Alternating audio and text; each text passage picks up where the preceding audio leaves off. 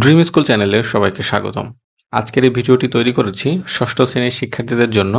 আজ আমরা ষষ্ঠ শ্রেণীর বাংলা বইয়ের 138 পৃষ্ঠার এই ছকটি নিয়ে আলোচনা করব এবং এই ছকটির সমাধান দেখিয়ে দিব। এই ছকটির সমাধানের পূর্বে আমাদেরকে প্রথমেই যে কাজটি করতে হবে তা হলো এই ছকটি পূরণের জন্য আমাদেরকে নির্দেশনাগুলো পড়ে নিতে হবে। চলো এখন আমরা এই ছকটি পূরণের জন্য কতিপয় যে নির্দেশনা দেওয়া আছে সেই নির্দেশনাগুলো পড়ে আসি। ঘটনা নিয়ে চিন্তা করি। আর সব দিনের মতো সেদিনও মিলি রাতুলরা খেলতে গিয়েছিল। মাঠে এসে দেখতে পেল কয়েকজন লোক ফিতা নিয়ে মাপঝোঁক করছে। একজনের হাতে আবার মোটা একটা খাতা, সেখানে কলম দিয়ে কি সব টুকে রাখছে। মিলি অবাক হয়ে বলল, আচ্ছা, লোকগুলো এখানে কি করছে? রাতুল বলল, কি করছে তা তো জানি না। অন্যরাও ওর মুখের দিকে তাকাতে লাগলো।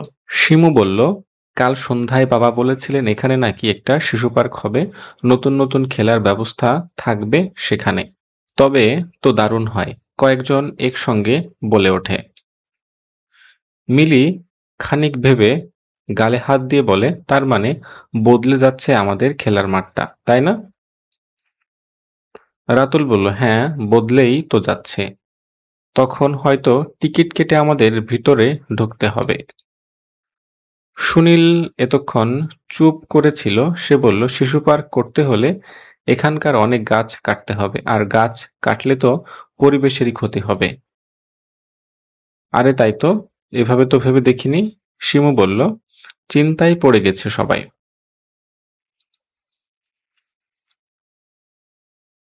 যুক্তি দিয়ে নিজের অবস্থান গ্রহণ করি। উপরের ঘটনা পড়ার পর তোমার কি মনে হচ্ছে, কোনটা হলে ভালো হয়? আধুনিক সুযোগ সুবিধাযুক্ত শিশু পার্ক নাকি গাছপালায় ভরা খেলার মাঠ? তোমার মতের সমর্থনে যুক্তিগুলো লেখো। আমাদেরকে এখন যুক্তি দিয়ে এই ছক দুটি পূরণ করতে হবে। নতুন শিশু পার্ক ভালো নাকি পুরাতন খেলার মাঠ ভালো? চলো আমরা এই উত্তরটি দেখে আসি। যুক্তি 1, নতুন নতুন খেলার সামগ্রী থাকবে শিশু পার্কে। এখানে আসলে শিশুদের মন ভালো হয়ে যাবে। এদিকে রয়েছে, পুরাতন খেলার মাঠে খেলতে বা ঢুকতে কোনো টাকা লাগে না। যুক্তি 2, নতুন যুগের খেলনা ও খেলনার সাথে পরিচিত হতে পারবো। হারিয়ে যাবে দেশীয় খেলাধুলা, বাধাগ্রস্ত হবে তাদের স্বাভাবিক বিকাশ।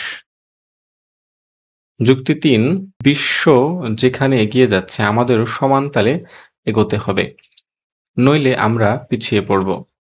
ডান পাশে রয়েছে পুরাতন খেলার মাঠ, পরিবেশের ভারসাম্য রক্ষাকারী গাছ কেটে ফেলতে হবে, ফলে হুমকির মুখে পড়বে পরিবেশ।